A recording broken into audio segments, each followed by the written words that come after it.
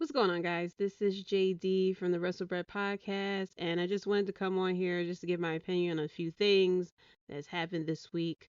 I'm deciding to call this series A Slice from JD. Do you get it? Because my podcast is called Wrestlebread Slice from JD.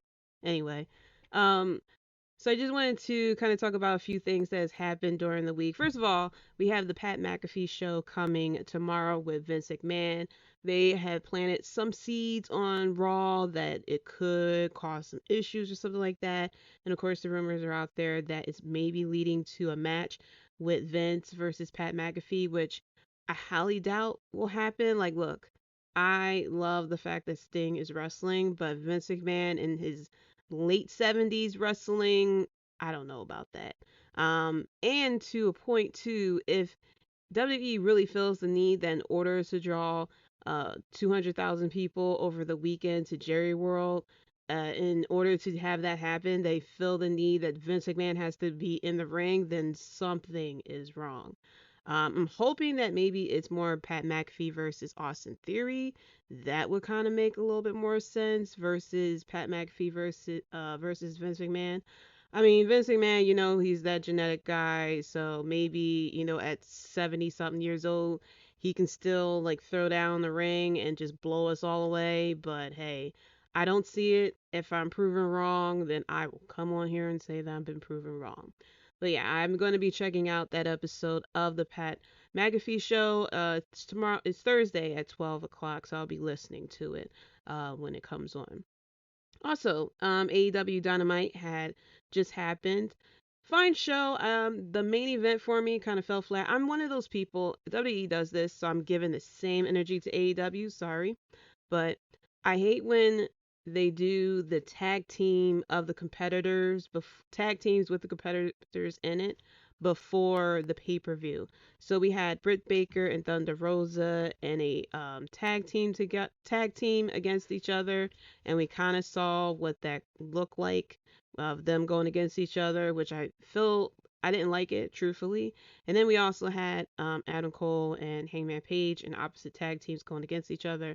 And I was really hoping that we would kind of save that for the pay per view, because I feel like we kind of see a glimpse of a fight between Hangman Adam Page and Adam Cole, which I wish we could have just held all that for the pay per view. If you wanted to get them two involved to, move the storyline along, you could easily have Red Dragon versus John Silver and Alex Reynolds and have Hangman Page and Adam Cole ringside and just have them interact that way. But when you do this whole tag team or the whole can they coexist type of situation, I feel like it's lazy booking. Sorry, not sorry. I feel that way with WWE and I'm feeling this way with AEW. I really didn't like some of the matches with the Go Home show. So, and I was hoping that now we already have now the answers for the match now for the tag team championship. We also have a few matches that was added for the buy-in show, and I was hoping that we would get another qualifier match to get the sixth person in the Face of the Revolution ladder match. But it seems like we're sticking to five, but everyone feels like there's a sixth person there. Originally, I believe it was supposed to be six people, but it seems like we're at five and possibly maybe a sixth person hopping in, which I'm hoping isn't what's going to happen because we have all these qualifying matches for the other five people to enter into this match. So to just kind of have like the sixth person just like randomly show up and come in, even if it's, a big signing that everybody's waiting for.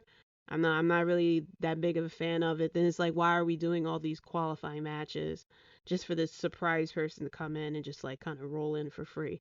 I mean, even Keith Lee had to qualify for this. So, but I'm going to give my predictions.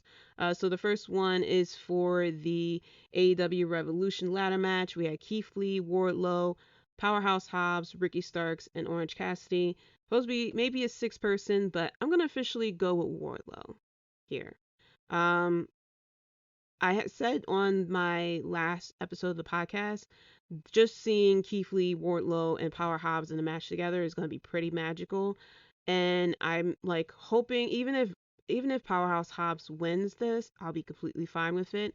But I feel that with Wardlow winning this, we can definitely kind of move the story along of him eventually turning on MJF, maybe him getting a title shot and possibly winning it, or maybe MJF or Shawn Spears cost him the title, kind of, push him to be that face and to eventually go against MJF, probably at Double or Nothing.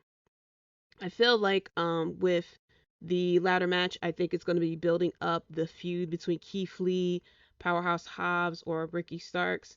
Orange Cassidy is just there. And if they decide to add the sixth person, whoever the sixth person is going to be, it is what it is.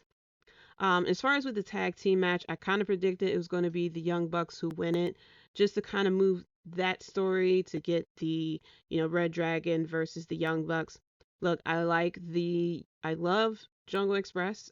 Like I said, I'm a fan of Jungle Boy and Luchasaurus and even Look Far Away Christian. Um, but I feel like Red Dragon may win the belts here, and because Young Bucks already had it. Um, Jurassic Express is currently with the titles, but I feel like with Red Dragon winning the championship, especially if they kind of do something to like, give them the advantage and have them like kind of like cheat to win, definitely will start the feud between Red Dragon and the Young Bucks as well.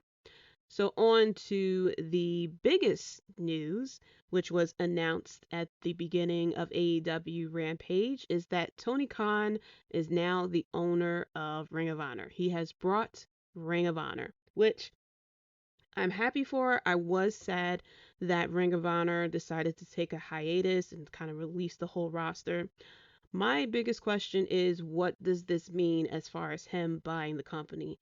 I'm hoping that it's not going to be like when, WWE had brought WCW and kind of like made it all into one company, and how big that roster had swelled up all those years ago. And then on top of that, when that happened, a lot of the people in WWE kind of had dominant matches. There were some people who survived the merger between these two companies, of course, but it really wasn't a big service to a lot of the roster that came over from WCW and the roster from ECW as well. And then, of course, that monstrosity of WWE's ECW version. Let me erase that from my mind again. But with AEW and Ring of Honor, I'm hoping that it will still be two separate entities. I know with AEW they have such a big roster, and hoping that Tony Khan will work to keep the shows, the two companies separate. That fan, because Ring of Honor does have a very core audience that's very passionate about Ring of Honor and that type of wrestling. So I'm hoping that Tony Khan just basically wants to just reunite it. Give it a TV deal if possible. We can see it come on Thursdays, even on Tuesdays as well. If give it a YouTube channel or something like that as well. But kind of like give it that financial push and a backing to kind of put it more in front of more eyes. What I'm hoping will not happen is for AEW what we've seen with like Impact and even with that GCW show that I talked about a few weeks ago, where AEW talent is coming in and dominating against the original roster of Ring of Honor, and then it becomes like a showcase of AEW all over again. I'm hoping that, Ring of Honor will keep its own originals. You can have AEW wrestlers appear in here and there type of situation to kind of do that crossover to, like, I guess, help out Ring of Honor as far as viewership and stuff like that, and probably get some names out of there. You can even have people from Ring of Honor either go to, AEW Dark or Elevation or even to Rampage, truthfully. But I'm hoping that, this I'm hoping that this will just help revitalize Ring of Honor, because the biggest issue that I have with AEW is kind of it has a very big roster.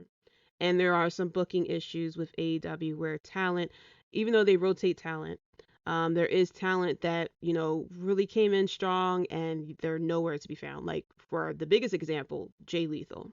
Last time we saw Jay Lethal, he was in a battle royale and then was tossed over the top rope.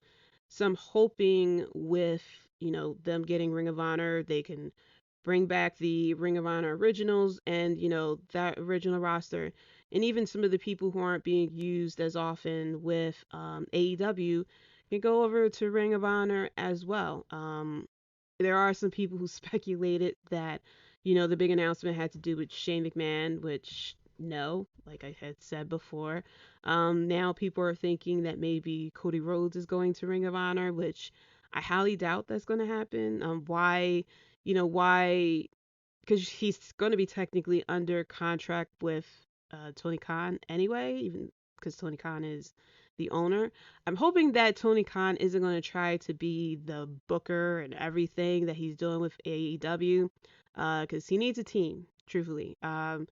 Tony Khan is very passionate about wrestling, there's no doubt about it, but he needs help. He can't do it all, and he really shouldn't do it all. We've seen in WWE someone who does it all, and it just doesn't work. And while he gives the wrestlers a lot of creative freedom, he's in charge with as far as like booking and seeing if the promos are okay and production and stuff like that. And it can be a lot on some people, but I'm very happy for Ring of Honor. I'm very happy for Ring of Honor fans, especially if this leads to a TV deal for Ring of Honor. This is an exciting time for wrestling fans. So whether you love AEW or you hate AEW, this is a great opportunity for wrestlers and for wrestling fans. Now there could possibly be a third company that wrestlers can turn to, to be on TV and get some exposure and stuff like that. And it's not just having to, really get your mindset that WWE is the end all be all, because it's not anymore. And that's a great thing for wrestlers. It's a great thing for wrestling fans. If you don't like WWE, you can turn to AEW. If you don't like AEW, you can now turn into Ring of Honor or Impact. You can check out New Japan. You can check out all these other indie shows and stuff like that. So it's just a very exciting time for wrestling as well. And Tony was very happy. Tony Khan is like really the guy that you will cheat off of in algebra class. He is the biggest nerd sounding adult male that I've ever seen. And I went to school with a bunch of nerds. So, and that's exactly how they used to talk. Just like he's very nerdy. Also kind of going back to um, AEW Revolution, there was two matches that was added to the buy-in. Hook versus QT Marshall. So all the people who's in love with Hook, he's going to be on his first pay-per-view match, even though it's going to be on the buy-in, but still. Of course, I'm going to go with Hook. I really don't see QT Marshall winning here unless he gets some outside interference or something like that. The second buy-in match, Chris Statlander versus Layla Hirsch. I'm going to go with Chris Statlander here. I'm waiting for her to win the women's title as well. Not the TBS right now, but, the women's AEW championship. Go for it, girl. But yeah, I'm going to go with Chris Statlander here. Overall, like I said before, Revolution is going to be a very exciting pay-per-view.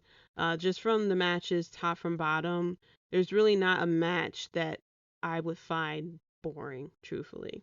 Normally on pay-per-views, there's a couple of matches that you can just, all right, I can go get something to eat during this match type of situation. But with AEW Revolution, like you really don't see it here. So, let me know your thoughts about Revolution. Also, let me know your thoughts about Ring of Honor. What would you like to happen with Ring of Honor? Do you want to have it as a separate entity? Do you want it to kind of go back to the way it was? Are you excited for a possible TV deal? Let me know in the comments below. Also, be sure to subscribe to the channel.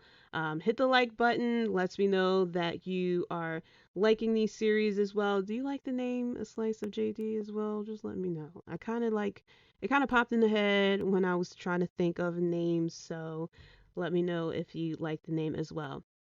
You can find me in the socials all right here. You can also find the podcast in the socials as well. New episodes of the podcast come out every Monday on Spotify, audio episodes on YouTube, also on Amazon Music, Apple Podcasts, Google, and anywhere else that you listen to your podcast as well. And so until next time, guys, peace.